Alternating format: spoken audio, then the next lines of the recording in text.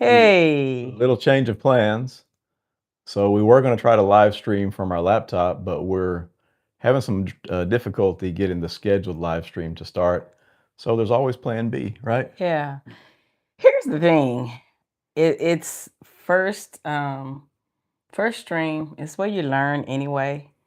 And as it is, nobody's here. And so the experts say just do your mistakes whenever not many people are watching. So I heard something on a video earlier today, and the guy said, you don't have to be ready to start, but you just have to start to be ready. And I really like that. So we obviously have somebody in the room. So hello, welcome, welcome. we can't see who it is, unfortunately, because it's not what we thought. Greg was saying that we were trying to stream from the laptop and could not figure that out. Go figure, we 53 and 55 trying to do a live stream. But we're glad to have you here Let's nonetheless. See. So Oh, it's Jillian. Hey, Jillian. How you Jillian doing? Fox. Thank you so much for joining us. We hope you stay for a little while. Thank you. Any engagement really helps. What we're doing is really just trying to learn how to do the live streaming. We got somebody else. Oh, it's two of you. Oh, you're talking to us. Listen, this is exciting. I didn't realize you could have a whole conversation. While you're continuing, I'm going to see if I can pull up the chat over here. Okay, so this is our first live chat. We don't know what we're doing, so we literally are practicing on whomever shows up today. We had a couple of topics that we wanted to try to talk about today, and we'll eventually get into them. Whether other people show up or not, we're going to go ahead because the live stream, as we know it, will eventually go up to the website anyway. So we're going to talk about those things. But it's really, this whole thing is just about us starting. And please, obviously, don't feel obligated to stay. We know that everybody's very busy. You're on limited time, so we appreciate any time that you give to us. Again, we're just trying to see what we can do to continue to help our audience get to know us, get to know everybody that's listening as well. So yeah, we really appreciate that. In the meantime, if you have any questions for us, go ahead and drop them in the comments. We'll try to go ahead and answer those questions for you. What we do plan to talk about, we made some notes. What we do plan to talk about today at some point is how we met. Greg has a version, I have a version. How long did we date? What is it like living with someone of a different culture? What is it like living with someone that has bipolar disorder and depression? What is it like to live with those conditions? So what's it like being a partner to someone, and what is it like actually living as someone with bipolar and depression? And then what's next for us? So those are some of the points that we really want to try to talk about today. And all that ties into the wellness journey itself. So we'll get into some of those topics. So why don't we just start at the beginning? Okay. We have hello to everyone who has joined. We do have a few people that have joined. We ask that you bring your patience along with your questions and your popcorn and your tea, because we are trying to figure this whole live stream thing out today. If you have any questions, feel free to drop them in the comments, and we'll try to answer those in the comments. But so first up, how did we meet? So I think we've kind of gone back and forth on this, and even though we got together in 1991, we've pretty much determined that a few years prior to that, we met at a party that I was DJing, and you happened to be there, right? Mm-hmm. Was that your recollection of that too? Yeah. But so I'm a storyteller. We gotta go start the story and then backtrack all the way back. So I was young and I was cute and I was 18. I would agree. Barely 18. I know that's right. And No, I was about to be a grown up. I was about to be 19. Yeah. So I was walking around. We were at an event there in Fort Worth. One of these days, we're gonna actually go up there and do a photo Shoot. photo shoot. I was about to say Photoshop, photo shoot. But we were at an event and kind of met on that Friday. So I want him to tell his side of the story because he has a version and I have a version, and I think my version is more. Yeah, a little bit more dramatic, I'm sure. I mean, it's real. It's what happened. But go ahead. Yeah, so we met, and if I recall, we met at a convention, and then later that night we had a group of friends who were planning to go ice skating. If you know the area here in Fort Worth at that time, I don't know if it's still there or not, but Tandy Ice Skating Center, ice skating rink, is where everybody was going afterwards. And so we all went to the ice skating rink. I didn't know anything about skating. You didn't know anything about skating. Sure did. We didn't even know we was going to be going there. And so I believe that out of me and you, I was the only one that had a pair of socks, right? And so you wanted to skate, but you didn't have any socks. So what did you do? Well, listen, I didn't really want to skate. That's not what it was. I was 18 and I thought I was cute, baby. And I also thought he was cute. And at the time, he was very athletic.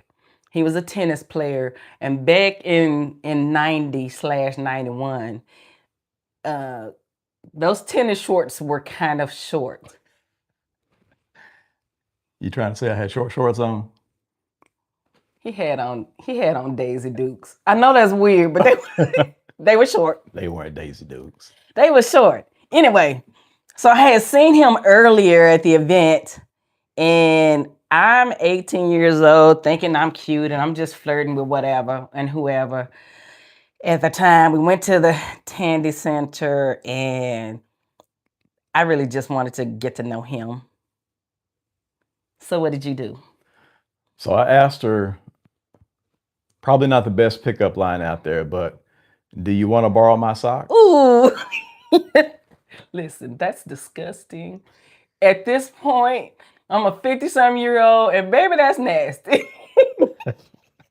But guess what 18-year-old me said? She said yes. I did. And so that ended up not being the only time I said yes. Eventually, I said yes again. And I keep on saying yes. But anywho, so he gave me them socks. And one thing about Greg, this has also remained true over all these decades, is his feet do not stink, nor are they sweaty. So he takes these socks off, and my dumb self, I can't even skate. I can't regular skate, and I sure can't ice skate. But he takes off the socks. I put them socks on, and I go, and I'm scooting, just scooting around the ice rink. In my mind, I'm thinking, I can't believe he gave me these socks. And then I made it all the way around, and then I came back, and I couldn't do it anymore. Mission was accomplished. I got the socks. I knew he was looking at me, so I took those socks off. I paid $5 to wear his socks and get around that skating rink, one ring, and then come back. So we hung out the rest of that day. After that night, we saw each other, of course, the next 2 days at the convention. But after that, we didn't see each other again for another 2 months at least, right? Yeah, okay, 2 months. so again, me interrupting because we saw each other again, and I was like, I think he looking at me walking. Because again, I have never been this confident in my life. I was at 18, but I was super confident that this is gonna go into another conversation because there was a reason why I was super confident at the time. But I was like, I think he's looking at me. So on the way home, I tell my friend, listen, if you do anything else with his family, because she knew his cousin and his family, I said, if you do anything else with the family, come get me because I want to see him. Yeah. That wasn't really 2 months though, because we met at the end of June. Mhm. And then this was sometime in July when she. Yeah. Yeah, that's when West End was really hopping downtown, and so I know Mhm. there was a jazz event down in West End. So we had a group that got together, and she invited me to that, and you were there, and so it was really Yeah. nice to see you again. But again, after that, how long till we saw each other again? It was not. We saw each other again. That was from the end of June, one Mhm. time in July, and then in August we had a friend who was moving out of state, so my sister had a party. I invited you to that party. Mhm. Yeah, and that party we stayed up all night. I think we was over there about till about 4 o'clock in the morning, right? Yeah, my And sister had this cool apartment. yeah, The patio to her apartment was the roof of the downstairs apartment. And so we used to have house parties at my sister's house, which were cool. yeah. We see y'all in the comments. It's nice to see everybody today. I see Jillian said it's two sides to every story. It is It definitely two is, sides to listen, but every it's my story. who is that talking about? Is that my father? Is that one of our babies? Oh my. Anyway, so the end of August was when we had the going away party. Hmm. So at this point, we really haven't had a date. We met at the end of June. We saw each other once in July, saw each other once in August. And then here's where I think we agree. Yeah. We after that, we went to Uncle Julio's. If y'all know anything about Dallas at the time, Uncle Julio's was the spot. So I used to do hair. I did my girl's hair. We went to Uncle Julio's and Greg was there. Yeah. And that was really our only official date. That was our only date. So fast forward from that time then until November. Wait, November. you keep missing stuff. Okay. This is I why I told gotta you be you're more here. dramatic. Yeah. And no, it's not more dramatic. It's just the truth. So he he forgets this part. I'm gonna remember it forever. So it's 2 weeks later after we have that one date, Said, and they still together. Yep. and Still we're still together. together, right? 34 years, 30, almost 35 years now. Yeah. So, So 2 weeks after that, y'all, here's where it gets real good. 2 weeks after that is when we're riding. I hope y'all can hear me.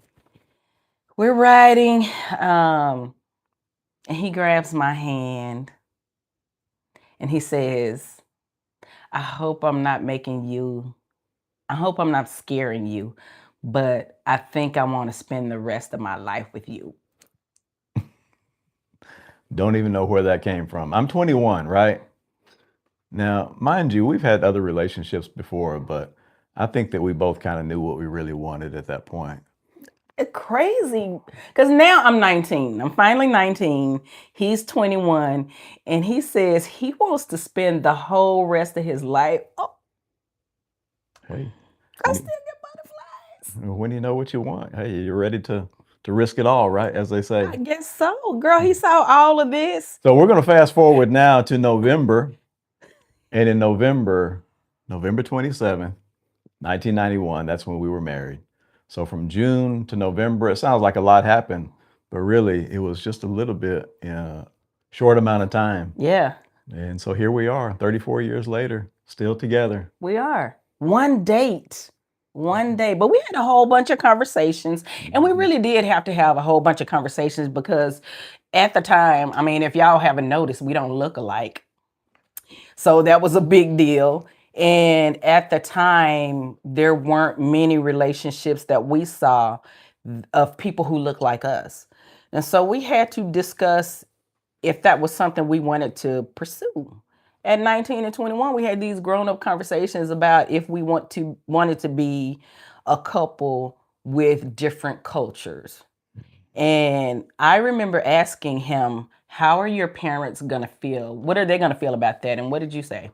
Well, at that time, I think we've talked about this, and with my father being Mexican and my mother being Caucasian, in the 50s, them getting together here in the South was very similar to what we would have been experiencing in the 90s. And so obviously things have changed. And so I really did not think it was going to be a big concern for them at all. And come to find out, it wasn't. It wasn't that big of an issue. They totally understood, were very supportive, wasn't even a concern. And I think that really helped us too, because it really wasn't a concern for us. We knew we needed to address it and talk about it, make sure we were on the same page. But really, we never really thought twice about it, did we?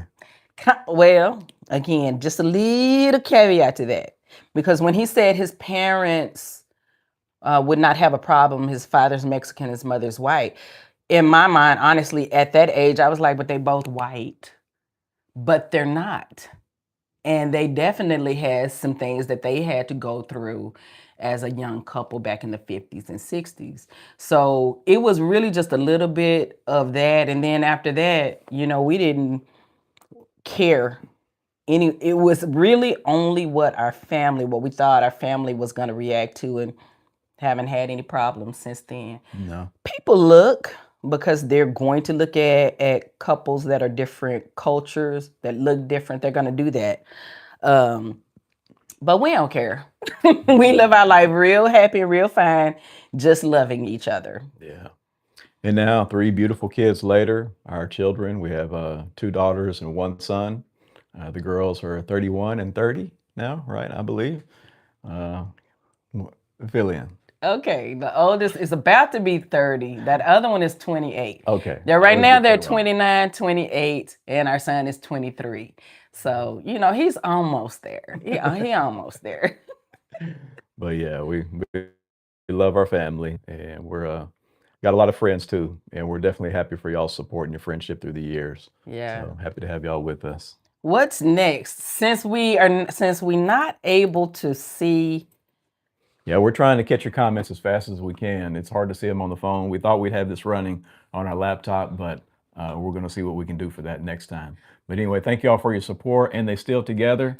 We are. We appreciate that. Foxy Mama of Sky. Manya, good to see you. How I love it. We love it too. We love you guys. You and Robert, definitely. We love y'all so much. Thank you. When you see something real and worth pursuing, 100%. And do. And she did know that when she saw something real and worth pursuing. I guess I did too. Well, it was both ways. Okay, so next topic we're actually going to talk about, which we feel is a really important, because we talked about how we met. We talked about how long we dated, which was literally one date, and then 2.5 months later we married, or whatever, 3 months, something like that. We're married. We also talked about living as a couple with different cultures, which really never presented too much of a problem for us, because we learned early on, first off, it didn't really matter outside of how the family was going to react. Mm-hmm. And we learned early on there are some things we would do, some things we would not do together. So that's that. The second topic, or the third topic we kind of wanted to talk about, would be living as a person with bipolar disorder and depression, and the combined topic of being a partner to someone who lives with and is diagnosed with bipolar disorder and depression. So do you want to go first, or do you want me to go first? Yeah. I'm the person, by the way, who is diagnosed with bipolar disorder and depression. Yeah. Yeah, I can go first. I guess thinking about that through the years, as you know, and many of our friends know, it's not really something that I have had to deal with personally myself, at least not diagnosed in any kind of way. And so it was kind of eye-opening for me. But I feel like, let me put it this way, it's really helped me to be more compassionate and to be more understanding, because I recognize that many times whenever there's issues that may arise, or a situation where maybe you're in an episode, it helps me to be more kind in dealing with you, doing what I can to be supportive in whatever way possible. Sometimes it's just giving you the space that you need. And so that kind of helps me to recognize, okay, well, maybe now's not the time that we need to be doing something together. Give you a little bit of space, and then whenever you're ready, then we can resume whatever it is that we're doing together. So anyway, I know that's very generic, but I think the long story short of it is that it's really helped me to be more patient and to be more kind. Yeah. So it's helped me in that way. I would agree. As a person that is diagnosed with bipolar disorder and depression, those quiet, silent conditions like mental health issues are so stigmatized. And for whatever reason, I knew from when I was a teenager that there was something different about me, but I wasn't diagnosed actually until I was in my 30s. But there was a process because we thought it was just depression. As it turns out, it was more than that. But once I got diagnosis, then it gave me a bravery or a courage because most people don't talk about the conditions. Yeah. They try to hide them and they are trying to be secretive because folks judge. Listen, don't nobody want to have mental health issues. Not only that, they don't want to have any kind of issues. So, would I go choose another more seen disease like cancer or broken legs, broken arms, or anything like that? Would I do that instead of taking the condition that I have? No. I have just learned how to deal with it. And part of how I deal with it is speaking openly for mental health disease Yeah. because nobody wants to walk around and feel alone. Yeah.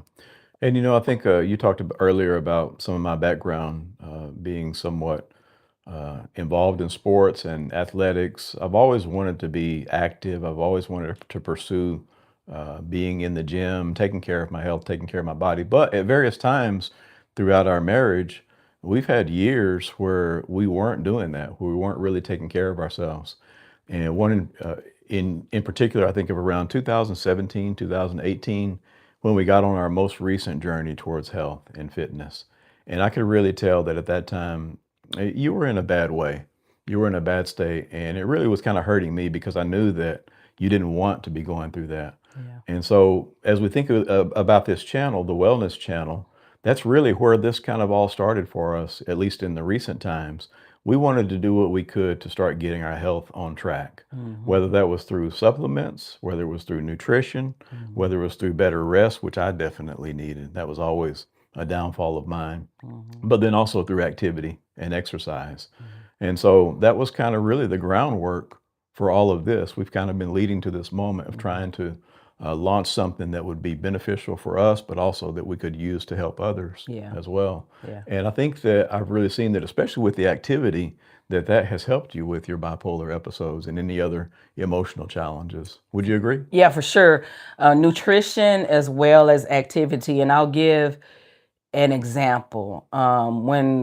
When we were at the beginning of the journey, a couple of years in, this is probably 2019. And I had been doing really well.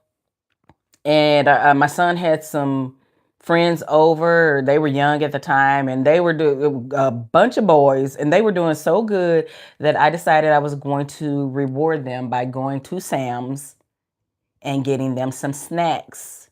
So I'm walking down the aisle with all the breads and croissants and the muffins, and so I see the chocolate chip muffins at Sam's, and they were just so big and pretty. And I thought, okay, I'll get them these muffins. And then I walked down a little bit further and I came across the chocolate chunk muffins. Hmm. And I don't know, I'm not ADHD, but sometimes we with bipolar can't make a decision. So instead of me just getting one, I got both of them. And they were the big ones too, weren't Ooh, they? they look so moist and yummy.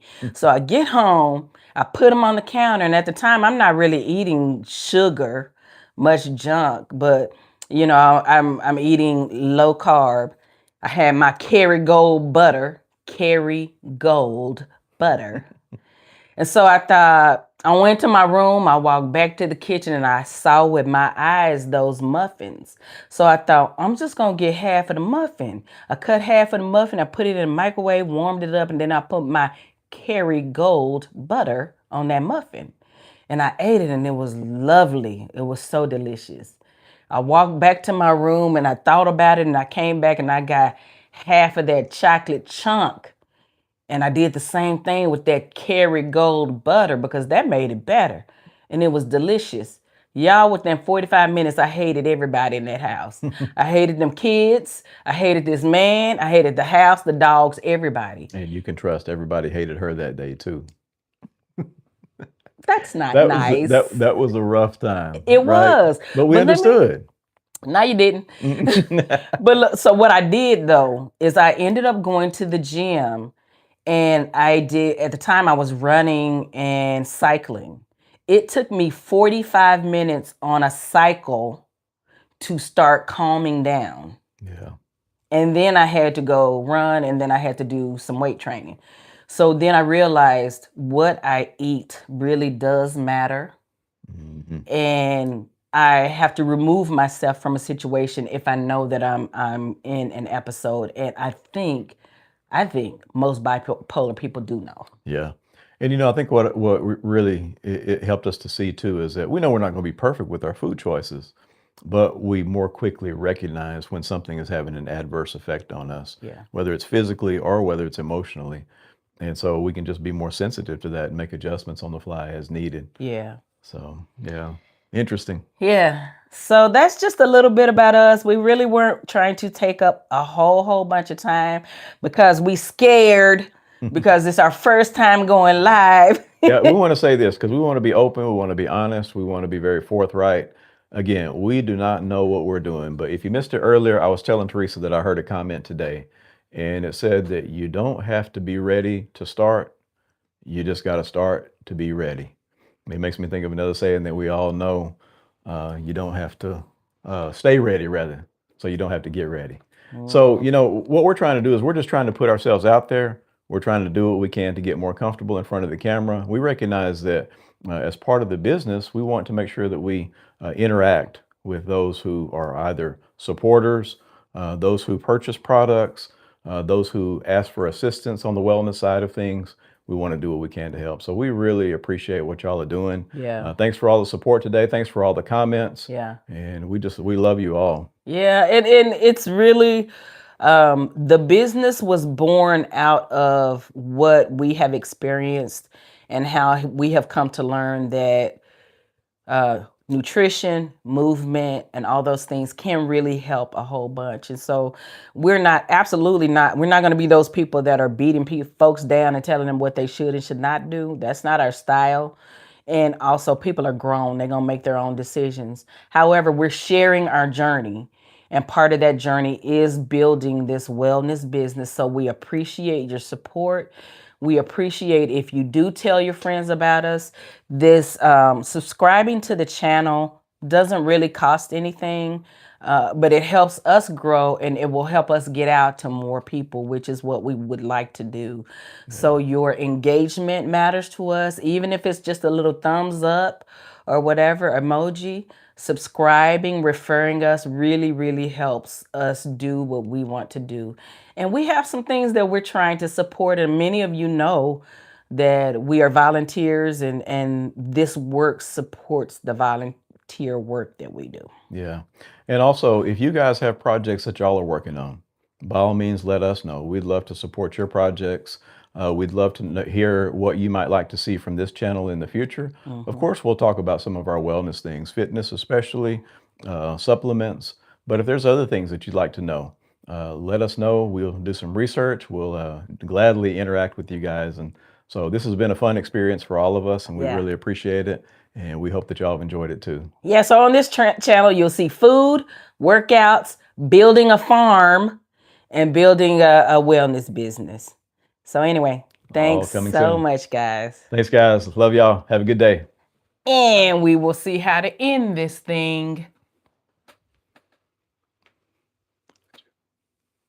You know how to do it? You want... Okay, y'all get to see us try to figure out how to end the whole thing, 'cause I don't know how to do it. How is somebody gonna tell me how to do it? And close. Okay, yes, end.